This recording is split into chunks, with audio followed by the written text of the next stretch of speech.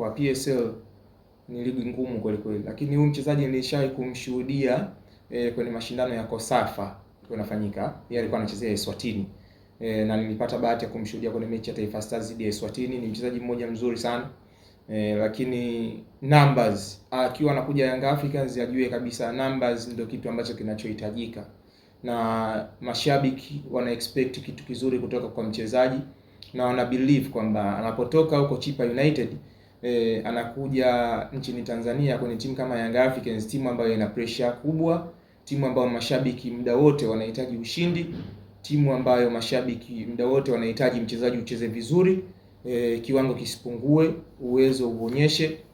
So akija ajue kabisa kwamba ninakuja Young Africans, mashabiki wanahitaji kitu kikubwa zaidi, kwa sababu wanajua kabisa huko alipotoka na aina ya uchezaji wake ni mchezaji mzuri, japo numbers hazimbebi. Sasa anakuja Tanzania, anakuja kuonesha kitu gani?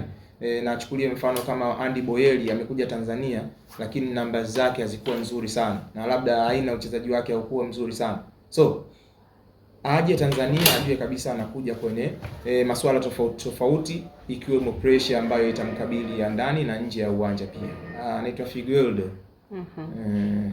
Sasa tukiachana na hayo, nirudi upande wa Simba. Ndio. Unaonaje kuachana kwao na Pinpin Kamara? Pinpin Kamara ni golikipa mzuri, kwanza nisimvunjie heshima yake. Pinpin Kamara nisimvunjie heshima yake, ni golikipa mzuri sana. Lakini tuseme kwa status ambayo alijenga na majeraha ambayo aliyapata, inawezekana ikawa ni ngumu tena kumwamini as a number one choice goalkeeper kwenye upande wa Simba Sports Club. Kwa nini? Kutokana na operation aliyofanywa ya goti. Inawezekana ikampa wakati mgumu sana. Cha pili, kocha Steve Robertson Becker hakuwahi kumuona kwenye, yani tuseme labda hakuwahi kumuona yeye, labda kumfuatilia kwa ukaribu zaidi. Na ukiangalia Pinpin kama amekaa nje kwa muda mrefu sana, amefanywa operation ya goti. So mwalimu anaona tena kuanza naye tena hatua ya awali, wakati ameshaanza kujenga timu tayari na matunda yake yameshaanza kuonekana. It means itakuwa ni kama anaona hajamtendea haki Mamadou Tanja Kasali. Lakini kwa Kamara naye pia alikuwa anahitaji kuwa first choice.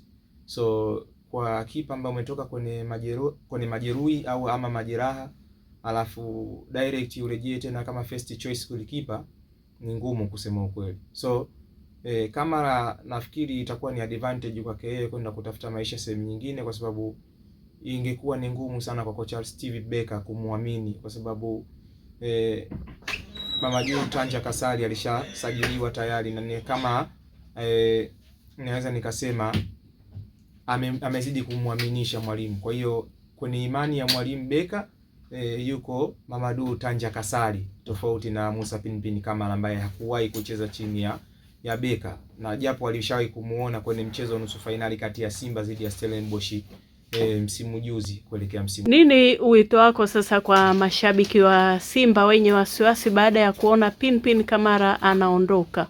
Doubt itakuwepo kwamba Kamara ni kipa mzuri, lakini sasa ile operation ambayo alifanywa, operation ya goti, mpaka kuja kukaa sawa ilibidi ichukue muda sana. Kwa hiyo inawezekana pia na kukaa nje kwa muda mrefu, kutokupata nafasi kwa muda mrefu ya kucheza, fitness level itakuwa iko chini sana. So inahitaji vitu vingi sana mpaka Musa Pinpin Kamara awe juu. Na kwa usajili walioufanya Yanga na wanaoendelea nao, Simba unaiona wapi msimu ujao? Naiona kwenye level ya ushindani. Simba, kwa sababu wameonjeshwa asali au wamelambishwa asali kidogo tu na kocha Steve Robertson Becker.